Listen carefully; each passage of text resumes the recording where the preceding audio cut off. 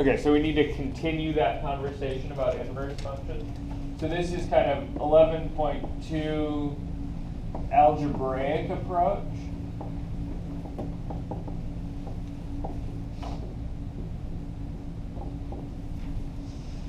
So before we had sort of the idea of 11.2, we drew some function diagrams. We talked about the horizontal line test, one-to-one, right? Now we're interested in maybe finding formulas for some of these. So let me do some examples of finding formulas. So find a formula or express as a function, right? For the inverse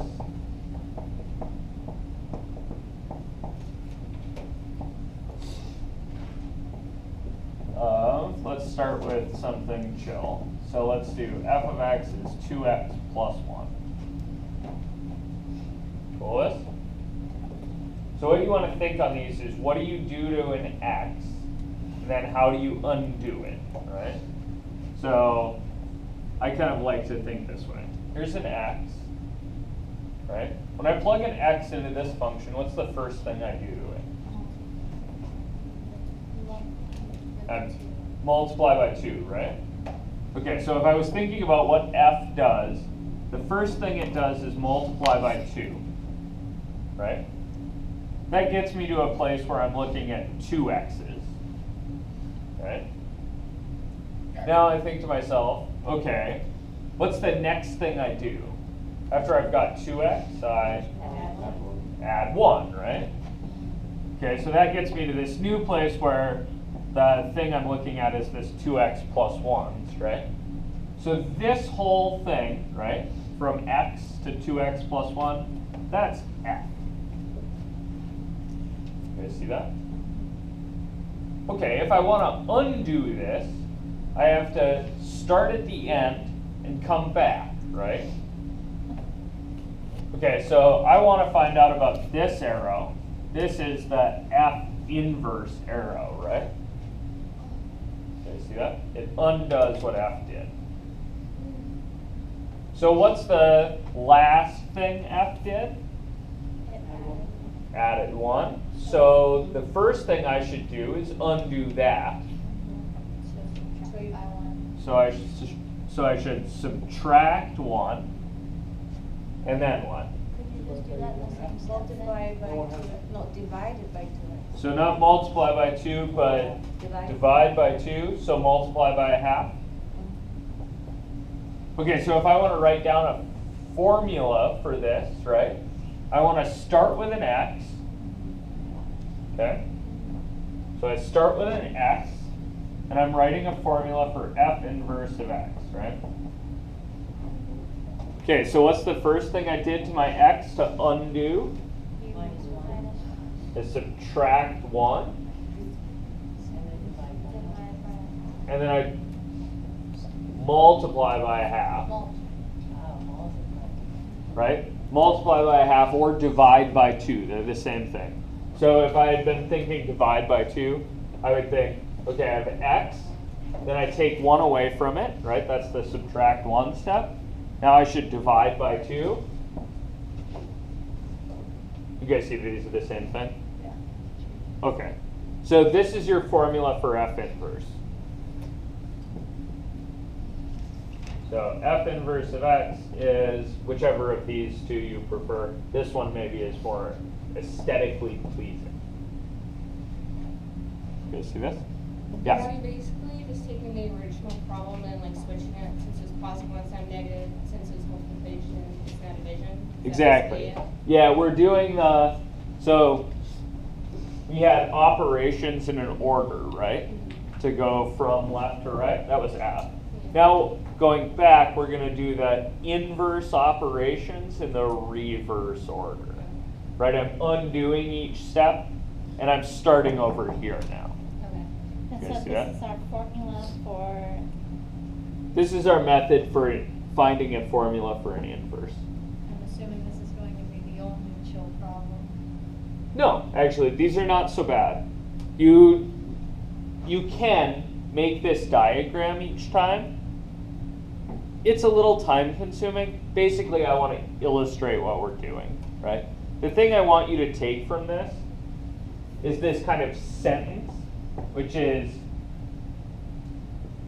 inverses are the inverse, right, the undoing operations in reverse order. Cool that? Is it always gonna be as simple as that? Like, we'll only work with problems something like that, or if it was like f of x equals 2x squared plus 1, can you still do it the same way? Okay, so if we have an x squared, right? So say we had this, f of x is 2x squared plus 1, right? I'd like to think, okay, so I've got my blob. My first thing that I do to an x is what? Multiply by itself, square it, right? Okay, so then I end up over here with x squared. My next thing I'm going to do to that is multiply by 2, right? I got x squared. Now I multiply by 2. So I got 2x squared. Then what? Add 1. Then I'll add 1 to it, and I'll get here to 2x squared plus 1. Okay, now if I want to undo this, right, I'd subtract 1. I divide by 2. This was multiply by 2, right? And then unsquare, right? How do you unsquare something? Well, you'd like to use a square root, right? But remember yesterday we learned that the square function doesn't pass the horizontal line test, right? This arrow doesn't work. There's not an unsquare function. So I can't invert this one. This one's not 1-to-1. So that's, if you have a question, you say not a 1-to-1 function? Okay, so doesn't have an inverse. Period. Can't do it. Does that help? Yeah. If it was cubing, right? If I had 2x cubed plus 1, uncubing is a function. I'd have the cube root in there. You guys remember that? Square rooting isn't an inverse of squaring, because the square root, or the parabola x squared, doesn't pass the horizontal line test. Right. But the kind of whoop-de thing, x cubed, does. X cubed has an inverse. It's the cube root of x. So I would write, you guys want to do that one? Yeah. Okay. Wait, is it cubed and then all like odd exponents also? Yeah, all the odd ones have inverse functions, none of the even ones do. Okay. Cool. So if I wanted to invert g of x is 3x cubed minus 2, right? Okay, so I start with an x, then I Divided by 3. X. cube it, right? First the cube and then the. Yeah, so first the cube, right? I'm following order of operations, right? It says, parentheses, there aren't any exponents. Okay, I better do the exponent first, right? Then I do times 3, the multiplication.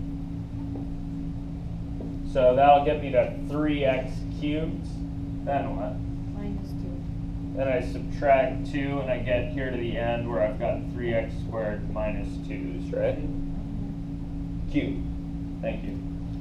Won't work with x squared still. So this whole progression, all these guys together is f, right? So if I want to undo f, I want to go that way. So what's this first one then in undoing f? Plus 2. I add 2, good. divide by 3. Uncubing is just the cube root. So it's half. Nice. Okay. So if I want to write a formula, I write, okay, G's undoing function, right? G inverse of x is, okay, so I start with an x, right? Then what's the first thing I do to it coming from this side? Not minus. Oh, plus 2, sorry. Remember, I'm coming across the bottom. So I got x plus 2. Then the next thing I do to it is divide by 3. Then I cube root. What do I cube root? Yeah, that whole thing. Okay, see that? So there's my formula. Cool. Why would you need to do this? Why would you want to do this? Okay, so you have some cost function, right?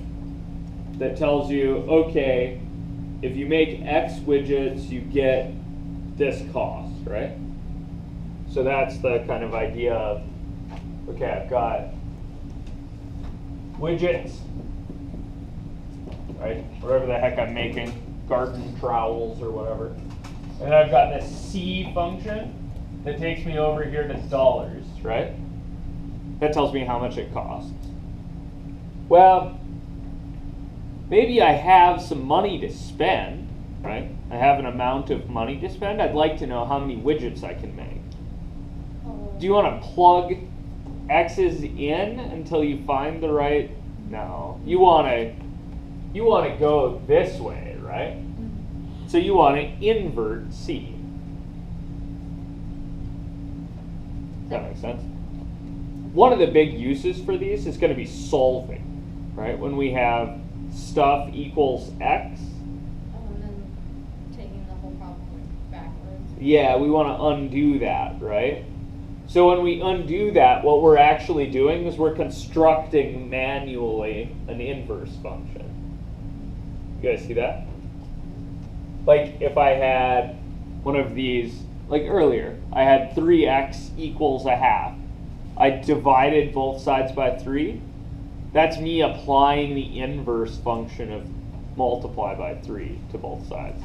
So if you were to try and solve the answer for the first one and like you put it back in, would you get the first part again, the f of x equals 2x plus 1? Okay, so if I put on, Like if you started with the answer and then like inverse to the inverse, would you?